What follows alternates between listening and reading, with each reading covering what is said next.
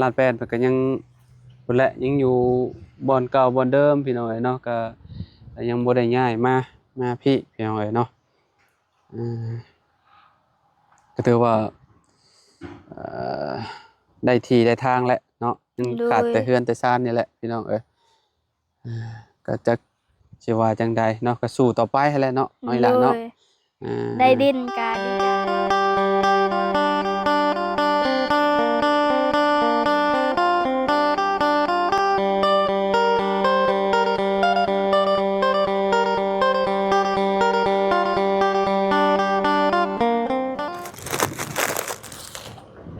อ้าวสบายดีและสวัสดีเนาะพ่อแม่พี่น้อง FC เบิร์สสุขูสู่คนเนาะบ่ว่าสิอยู่ในและก็ต่างประเทศพี่น้องมาพบมาพอกันคือเก่าคือเดิมเนาะพอประตูนี่มาแต่ไสเด้นี่เนาะสบายดีบันชวนมาแต่ไสตู้ใช่ครับใส่ครับได้อยู่บ่น้ำได้แปลชัยฮะแปลชัยมาเอิ้นพุ่นพยายามแต่ละมื้อได้อยู่บ่ ไปช่องช่องโตเพิ่มบ่ได้เมื่อวานนี่ได้บ่ว่าไรครับอ๋อเมื่อก่อนพุ่นได้โยนเฮ็ดอะไรกิน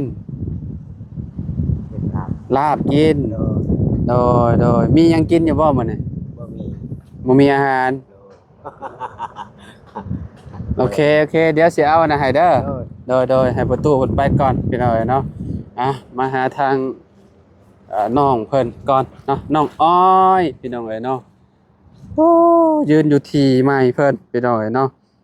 โอ้นี่เพิ่นป้านบ่ให้น้ำมันไหลลงไปพุดเนาะพี่น้องเอ้ยอื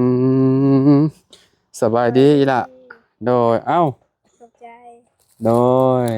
เอาไว้ต้มกินเด้อโดยเอาเข้ามาหาน้องเพิ่นพี่น้องเอ้ยเนาะยามแรงๆเนาะเป็นจังได๋มื้อนี้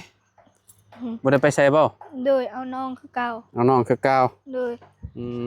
แม่ไปไสมื้อนี้แม่ไปหาหน่อไม้หาหน่อไม้มาขายบ่มากินเองบ่โดยโดยพี่น้องเอ้ยเนาะคือทางน้องอ้อยนี่สิรับเลี้ยงน้องอย่างเดียวเลยโดยเนาะให้แม่ไปหาหน่อไม้ได้หลายบ่อยล่ะลายพอกินน้องย้อยเพิ่นบ่ได้ไปรับจ้างบ่มื้อนี้หยุดบ่มื้อนี้เพิ่นบ่ได้จ้างบ่ได้มีคนจ้างไปโดยมื้อนี้อยู่เฮือนอ๋ออยู่เฮือนพักผ่อนเนาะโดยมื้ออื่นลุยงานต่อพี่น้องเอ้ยเนาะอื่นคันไปสวนคือเก่าไปสวนชวนใช่พุ่นอยู่นำพุ่นไปเฮ็ดสวนเจ้าก็ไปบ่โดยโอ้โดยพี่น้องเนาะเงียบเงาเนาะบัดนี้เนาะเพราะว่าน้องไม้เพิ่นไปอยู่เฮือนหลังใหม่โอ้อยู่ทางนี้ก็แบบค่อนข้างสิแบบเงียบแน่พี่น้องฝั่งนี้บ่เงียบปานใดทางเฮือนประตู7ปีนี่เนาะโดยเจ้าก็ไปลิ้นนำกันอยู่บ่กับน้องไม้ของมื้อนี้บ่บ่ได้ไปลิ้นบ่ค่อยได้ไปลิ้นบ่เลยนะได้โดยแต่เมื่อวานนี่ก็ฝนตกก็ไปซ้อนนำกันสอนอยู่ไสพุ่นอยู่น้ำพุนี่แหละน้ำพุล่ะพุ่นไปซ้อนอยู่พุ่นได้อยู่บ่ได้กุ้งได้กุ้งโดยกุ้งฝอยนี่บ่เอามาเฮ็ดอันใดกินนี่ล่ะมาแกงเลยได้แต่กุ้งอย่างเดียวครับบ่แต่ได้ปูแน่กับหอยแน่ได้กุ้งได้ปูเนาะเลยข้างอยู่ซะเนาะพี่ผลปลูกเพิ่นพี่น้องเนาะปลูกไว้แต่โดนเติบแล้วนี่เนาะโดยพี่น้องเนาะจักหน่อยก็ได้กินไอ้ต้นยักษ์ใส่นี่ล่ะต้นมักซิดาเอามาแต่แซมมาปลูกกันน่ะพุ่นเอาแต่พุ่นเอาแต่ต้นนะพุ่นเลยปลูกต้นมักซิดาเมียนพี่น้องเนาะเพื่อสิได้ปลูกเขื่อนใส่เนาะเลยก็เลยว่าปลูกต้นมักซิดาไว้กินหมากก่อนเนาะเลย แล้วก็ต้นมะฮุงพี่น้องเนาะต้นมะฮุงต้นมะเขือเนาะ โดย โอ้อันนี้โมเมนต์เป็นหมากแล้วบ่นี่ต้นมะเขือนี่ บูฮู อืมต้นหัวจิงไข่พร้อมพี่น้องเนาะต้นหยังซะนี่ ต้นมังลังจี้ หึ มังลังจี้ ต้นมังลินจี โดย 2ต้นเลยเนาะ โดย โอ้พี่น้องเนาะได้การเนาะปลูกหลายๆอย่างไว้เนาะ โดย เต็มมาเลยพี่น้องเนาะนี่หัวจิงไข่ก็เลี้ยงมาเลยเนาะ โดย ข้างแรกนี่เนาะต้นข่ายังซะนี่ล่ะหึ คาเขาเฮ็ดเขาใส่ลาบนั่น ข่าป่าบ่เลยนั่นใด โดย อืมผักแพรวกินกับไข่ลูกพี่น้องเนาะ อืม คักและนี่เนาะต้นยักษ์แสนนี่ ต้น ต้นบางนาวบ่ บ่ต้นโตหัวมันใหญ่หั่น ต้นมะกีฮูด อืม แม่นบ่ โดย หรือว่าต้นหมากส้มโอบ่ บูฮู พี่น้องเนาะนี่มีเบิดทุกอย่างเลยอยู่ในสวนเรานี่อยู่ในที่ใหม่เนาะอันนี้ต้นยักษ์แสนหึมังละมุดบ่ โดย มีหัวต้นมังละมุดเนาะ อืม พี่น้องเนาะมีหมดเลยต้น อันนี้คือใบผักนางเลิศพี่น้องเนาะปลูกไว้หลายๆกะไว้ออมแต่ออมหอยแคบน้องอ้อยเนาะ โดย ยาวไปพุ่นเลยพี่น้องต้นหมากอันนี้ต้นหมากยำใหญ่นี่เนาะ โดย อืมโอ้พี่น้องเนาะจำสิกินเนาะพ่อเจ้าปั๊บเรื่อยๆเนาะนี่เนาะ โดย แล้วคอยอันนั้นพี่น้องเนาะก็คือปรับลงมาแต่พุทธเนาะลากลงมาพี่น้องเนาะให้มันเพียงเนาะน้อยเนาะ โดย แน่นหนาแล้วบัดนี้น้อยล่ะเนาะแน่นแล้วพี่น้องเนาะ โดย พวกเคลื่อนได้เลยบัดนี้ถอนมันแล้วพุ่นแล้วเนาะจังอันนั้นเนาะ โดย จังสิได้ง่ายมาพี่น้องเนาะเพราะว่าที่เพิ่นพี่น้องอยู่พุ่นเพิ่นก็ยังบ่ได้ให้ออกดอกแต่ว่าเนาะทางซุมน้องอ้อยเพิ่นก็ต้องมาปลูกอยู่เฮือนหลังใหม่เพิ่นเนาะเพราะว่าถ้าอยู่ต่อไปก็ได้อยู่แต่ว่ามันก็บ่คักเนาะเฮามีที่แล้วเฮาก็มาปลูกอยู่ที่เฮาเนาะน้องเนาะ โดย น้ำอีกบาดนี้สมมุติว่าย้ายมาพี่ก็ต้องได้ย้ายน้ำย้ายหยังมาบ่ย้ายก็ได้ว่าเนาะ อืม ไปอาบอยู่เทิงก็ได้เนาะ โดย มองเฮือนอายะแม่นแล้วว่า โดย น้ำประปาซำเจ้าน่ะ โดย มันมาอยู่บ่น้ำผมมื้อนี่ ย่าง ฮะ ย่าง ยังบ่มาบ่ โดย เอาซุมเจ้าอาบน้ำอยู่ไสซะ พุ่นอาบน้ำห้วย ลงไปอาบน้ำห้วย โดย เออ คนแถวนั้นกับมาอาบอยู่พี่คือกัน หึ คนคุณ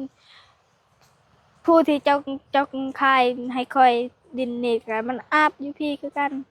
อืมแต่ละคนลงไปอาบห้วยนี่เบิดเลย โดย เพราะว่าน้ำประปาบ่มาหลายมื้อแล้วเนาะ โดย อืมคือบ่โทรไปถามเพิ่นเบิ่งว่าเป็นหยังน้ำประปาคือบ่มาสิ บูฮู หึ หลายมื้อแล้วได้สิอาบน้ำห้วยกินน้ำห้วยก็ถึกกินน้ำห้วยว่าตอนนี้ หรือว่ากินยังกินน้ำพลอยู่ กินน้ำห้วย น้ำห้วยนี่บ่ โดย ต่อพี่น้องเนาะมื้อนั้นเฮาลงไปถ่ายน้องเพิ่นอยู่พี่น้องเนาะมองหันแหละลงไปถ่ายน้องอ้อยเนาะห้วยตัวนั้นแหละพี่น้องเนาะบ่อนต้นต้นกล้วยต้นนั้นพี่น้องเนาะเพิ่นก็ทั้งกินทั้งอาบพี่น้องเนาะห้วยตัวนี้มันไหลมาจากไสฮะ พุ่นลายแต่พุ่น แม่นบ่ห้วยที่ว่าจุมเจ้าไปสอนปลาตอนนั้นที่ว่านาบ่าวไปถ่ายน้องไม้ตอนนั้นน่ะแม่นบ่ โดย แม่นเนาะพี่น้องเนาะแม่นเลยเนาะไหลมาพี่เลยแม่ โดย พี่น้อง ลาย เนาะ น้ำห้วยกาลายพุ่นกาฮอดน้ำเซ่ อันนี้มันฮ้อนน้ำเซบ่ โดย ห้วยตัวนี้ได้ โดย อ๋อมันสอดพุ่นเนาะ อืม สอดเซตัวนั่นบ่ โดย เซบางเฮียงผมบ่บ่แม่นเซหยังมองครัวที่กระเจ้ามักไปลิ้นน่ะบ่ครัว ขัวอูหาแม่นบ่อยู่หั่นบ่ ประมาณ ห้วยตัวนี้น่ะไปพูดบ่ โดย พอฮู้อยู่บ่หรือว่าบ่ฮู้ บูมาฮอดห้วยแล้วเฮาเคยไปสอนก็ฮู้ อืม ไปสอนบางเทื่อก็ไปสอนน้ำเซ่ โดย ถือว่าวิวดีเนาะ อืม หม่องเฮือนเจ้าเนาะวิวแบบโอ้ยธรรมชาติคักพี่น้องเอ้ยเนาะอยู่ด้านล่างน้องอ้อยนี่สิเป็นภูเขาน้องพี่น้องภูเขาข้ามไปพุ่นน่ะสิเป็นอ่าสวนมันประตู7ปีผูกข้ามไปพุ่นเนาะ โดย อ่างามเนาะอ้อยเนาะ โดย ปักกะลีพี่น้องเอ้ยเนาะภูลูกนี่แล้วก็ลูกนี่พี่น้องลูกนี่บ่ใหญ่ปานใดแต่ว่าลูกนี่ใหญ่อยู่พี่น้องเอ้ยเนาะไปใกล้ๆก็สูงได้พี่น้องเอ้ยเนาะ อืม ยาวลงฮอดเซโปนหัวจักอันนี้เนาะคิดว่าได้ว่าเนาะ เฮาขึ้นอยู่ภูไปให้ก้อนเบิ่งทางนี้งาม แม่นบ่ โดย งามบ่ โดย คักได้เนาะ โดย อืมพี่น้องเอ้ยเนาะทางน้องอ้อยเพิ่นก็พี่น้องเอ้ยเฮือนชาติลาดแป้นเพิ่นก็ยังพุ่นแหละยังอยู่บ่อนเก่าบ่อนเดิมพี่น้องเอ้ยเนาะก็ยังบ่ได้ย้ายมาพี่น้องเอ้ยเนาะอืม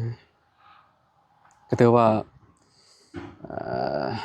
ได้ที่ได้ทางแล้วเนาะยังขาดแต่เฮือนแต่ชานนี่แหละพี่น้องเอ้ย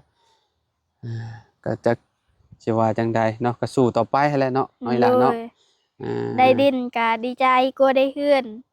แนวมันแหละเนาะ โดย เพื่อนเฮาคอยสะสมเมียนเนาะ โดยเฮือนแบบใดก็ย่า พอได้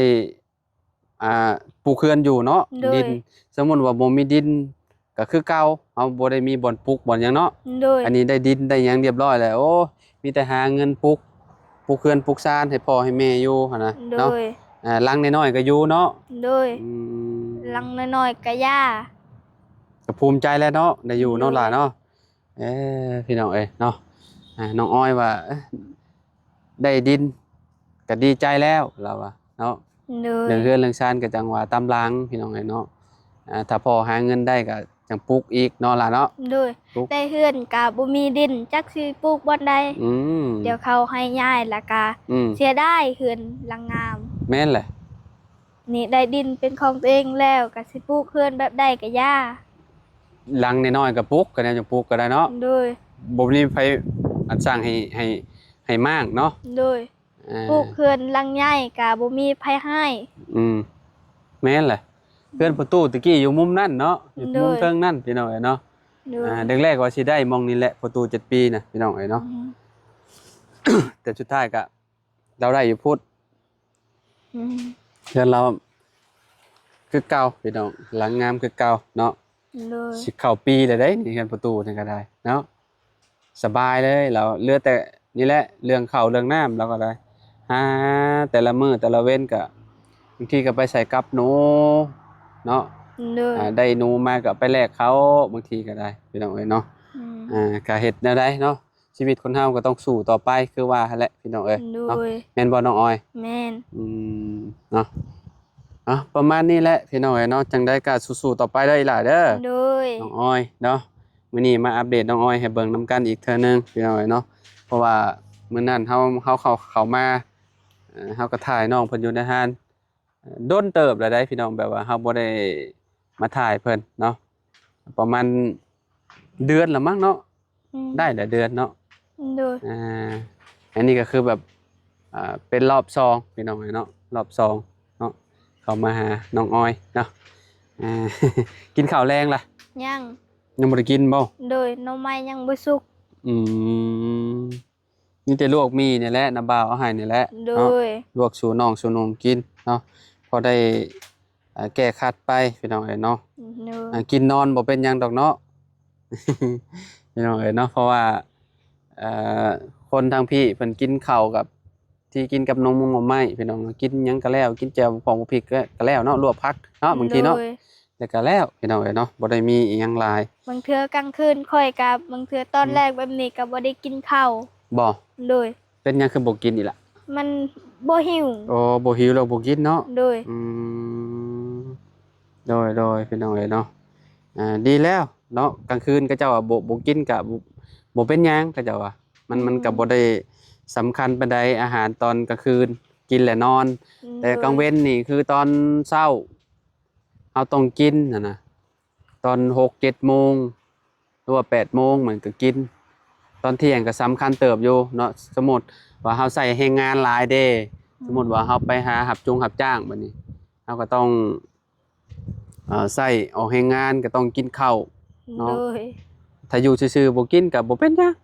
เนาะเท่านั้นแหละแม่นบ่ล่ะ แม่น เออ โอเคใช่พี่น้องเอ้ยเนาะอยู่ดีมีแฮงบ่สุขสุขคนเด้อพี่น้องเด้อขอบคุณหลายๆที่ติดตามและมารับชมคลิปเฮาตลอดเด้อพี่น้องเนาะเอาสำหรับคลิปนี้เนาะนะบ่าวไปเลยเด้อล่ะเด้อ สบายดี เดี๋ยวสบายดีเด้อ